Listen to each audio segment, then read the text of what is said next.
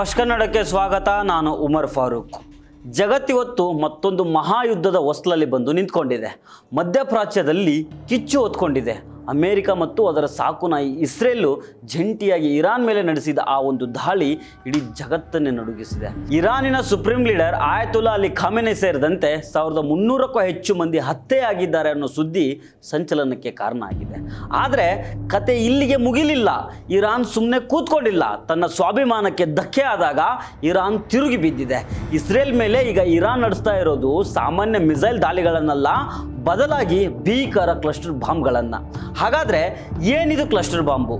ಇದು ಇಸ್ರೇಲ್ಗೆ ಯಾಕೆ ನಡುಕ ಹುಟ್ಟಿಸ್ತಾ ಇದೆ? ಇದೆಲ್ಲವನ್ನು ಈ ಎಪಿಸೋಡ್ನಲ್ಲಿ ಡೀಟೇಲ್ ಆಗಿ ನೋಡ್ತಾ ಹೋಗೋಣ. ಈ ವಿಡಿಯೋವನ್ನು ಕಡೆ ತನಕ ಮಿಸ್ ಮಾಡದೆ ನೋಡಿ.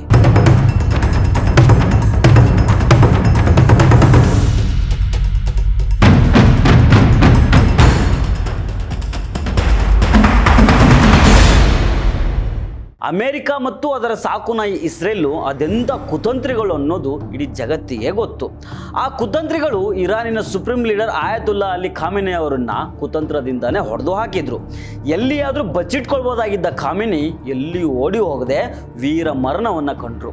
ಈ ದಾಳಿಗೂ ಮುನ್ನ ಇಸ್ರೇಲಿ ಸ್ಪೈಗಳು ಇರಾನಿನ CC ಕ್ಯಾಮ್ರಾಗಳನ್ನು ಹ್ಯಾಕ್ ಮಾಡಿದ್ರು, ಮೊಬೈಲ್ ನೆಟ್ವರ್ಕ್ಗಳನ್ನು ಜಾಮ್ ಮಾಡಿದ್ರು. ಆಕಾಶದಿಂದ B-2 ಬಾಂಬರ್ ವಿಮಾನಗಳು ನುಗ್ಗಿ ದಾಳಿ ಮಾಡಿದಾಗ ಇರಾನ್ಗೆ ಚೇತರಿಸ್ಕೊಳ್ಳೋದಕ್ಕೆ ಸಾಧ್ಯನೇ ಆಗಲಿಲ್ಲ. ಈ ಕುತಂತ್ರದ ದಾಳಿಯಲ್ಲಿ ಇರಾನ್ ತನ್ನ ಪರಮೋಚ್ಚ ನಾಯಕನನ್ನು ಕಳೆದುಕೊಳ್ತು. ತನ್ನ ನಾಯಕನನ್ನು ಕಳೆದುಕೊಂಡ ನಂತರ ಇರಾನ್ ಪ್ರದರ್ಶಿಸ್ತಾ ಇರುವ ರಣತಂತ್ರ ಇಡೀ ಜಗತ್ತಿಗೆ ಶಾಕ್ ಕೊಡ್ತಾ ಇದೆ. ಹಾಗಾದರೆ ಇರಾನ್ ಮೊದಲು ಏನು ಮಾಡ್ತು ಗೊತ್ತಾ? ಮೊದಲು ಕಡಿಮೆ ಬೆಲೆಯ ಡ್ರೋನ್ಗಳನ್ನು ಹಾರಿಸಿ ಇಸ್ರೇಲ್ನ ರಾಡರ್ಗಳನ್ನು ಕಾರ್ಯನಿರತಗೊಳಿಸ್ತು. ರಾಡರ್ಗಳು ಗೊಂದಲಕ್ಕೀಡಾದಾಗ ಅವುಗಳನ್ನು ನಾಶ ಮಾಡಿತು. ಅಂತಿಮವಾಗಿ ಭೀಕರ ಬ್ಯಾಲಿಸ್ಟಿಕ್ ಕ್ಷಿಪಣಿಗಳ ಮೂಲಕ ದಾಳಿ ಮಾಡಿತು. ಈ ಬಾರಿ ಅಮೆರಿಕದ ಸಾಕು ನಾಯಿ ಇಸ್ರೇಲ್ ವಿರುದ್ಧ ಇರಾನ್ ಭಾರಿ ವ್ಯವಸ್ಥಿತವಾಗಿ ಬುದ್ಧಿ ಕಲಿಸ್ತಾ ಇದೆ. ಈಗ ಇಸ್ರೇಲ್ ಕನ್ಫರ್ಮ್ ಮಾಡಿರುವ ಆ ಭೀಕರ ಸತ್ಯಕ್ಕೆ ಬರೋಣ. ಇರಾನ್ ಬಳಸ್ತಾ ಇರುವ ಕ್ಲಸ್ಟರ್ ಬಾಂಬ್ಗಳು, ಇದನ್ನು ಸರಳವಾಗಿ ಹೇಳ್ಬೇಕಂದ್ರೆ ಸಾವಿನ ಗುಚ್ಛ ಅಂತ ಹೇಳ್ತಾರೆ.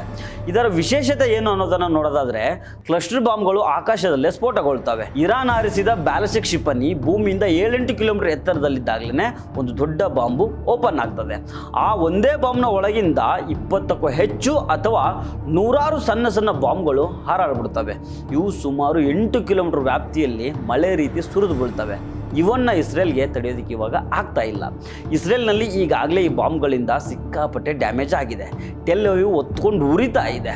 ಕ್ಲಸ್ಟರ್ ಬಾಂಬ್ಗಳನ್ನು ವಿಶ್ವದ ಅನೇಕ ದೇಶಗಳಲ್ಲಿ ನಿಷೇಧ ಮಾಡಲಾಗಿದೆ. ಯಾಕಂದರೆ ಇದರ ಅಪಾಯ ಕೇವಲ ಯುದ್ಧದ ಸಮಯದಲ್ಲಿ ಮಾತ್ರ ಅಲ್ಲ, ಯುದ್ಧ ಮುಗಿದ ದಶಕಗಳ ನಂತರನೂ ಇರ್ತದೆ. ಇಷ್ಟು ದಿನ ಹಾರಾಡ್ತಾ ಲಕ್ಷಾಂತರ ಜನರನ್ನು, ಅದರಲ್ಲೂ ಮಕ್ಕಳು ಮಹಿಳೆಯರನ್ನು ಕೊಂದು ಹಾಕಿದ ಇಸ್ರೇಲು ಈಗ ಯಾಕೆ ಇರಾನ್ ಎದುರು ಬಾಲ ಮುದುರ್ಕೊಳ್ತಾ ಇದೆ ಅಂತಂದರೆ, ಆಕಾಶದಿಂದ ಬಿದ್ದ ಎಲ್ಲ ಬಾಂಬ್ಗಳು ತಕ್ಷಣ ಸ್ಫೋಟಗೊಳ್ಳೋದಿಲ್ಲ. ಕೆಲವು ನೆಲದ ಮೇಲೆ ಹಾಗೇನೆ ಬಿದ್ದಿರ್ತವೆ. ಈ ಬಾಂಬ್ಗಳು ನೋಡೋದಕ್ಕೆ ಸಣ್ಣ ಚೆಂಡು ಅಥವಾ ಒಂದು ಆಟಿಕೆ ರೀತಿ ಕಾಣ್ತವೆ. ಆಟ ಆಡೋದಕ್ಕೆ ಹೋದ ಮಕ್ಕಳು ಇದನ್ನು ಮುಟ್ಟಿದ ತಕ್ಷಣ ಅವು ಸ್ಫೋಟಗೊಂಡು ಪ್ರಾಣಾಪಾಯ ಉಂಟಾಗ್ತದೆ. ಇನ್ನೊಂದೇನಂತಂದರೆ, ಇಸ್ರೇಲ್ ಜನರು ಸೈರನ್ ಕೇಳಿದ ತಕ್ಷಣ ಬಂಕರ್ ಒಳಗೆ ಹೊತ್ಕೊಂಡು ಕೂತ್ಕೊಂಡ್ಬಿಡ್ತಾರೆ.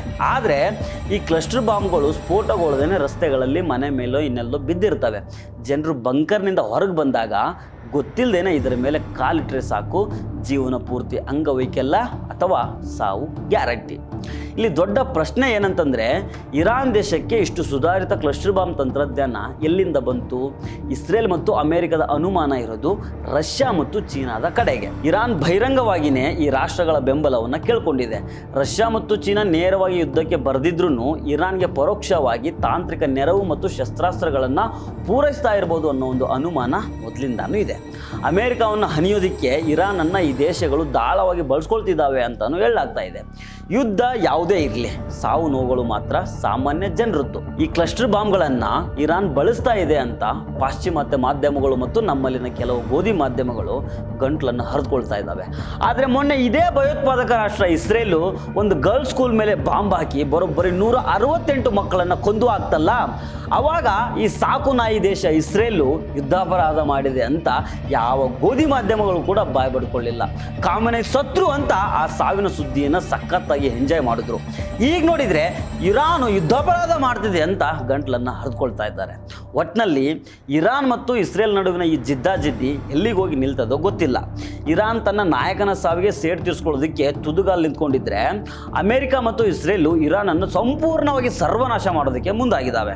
ಕ್ಲಸ್ಟರ್ ಬಾಂಬ್ಗಳ ಈ ಕರಾಳ ಆಟ ನಿಲ್ಲದೇ ಇದ್ದರೆ ಮುಂದಿನ ದಿನಗಳಲ್ಲಿ ಮಾನವ ಕುಲಕ್ಕೆ ದೊಡ್ಡ ಗಂಡಾಂತರ ಕಾದಿದೆ ಅನ್ನೋದಂತೂ ನಿಜ. ಸೊ ಫ್ರೆಂಡ್ಸ್, ಇದು ಇವತ್ತಿನ ಸ್ಪೆಷಲ್ ಸ್ಟೋರಿ. ಮತ್ತೆ ಭೇಟಿ ಆಗ್ತಿರೋಣ. ನಮಸ್ಕಾರ.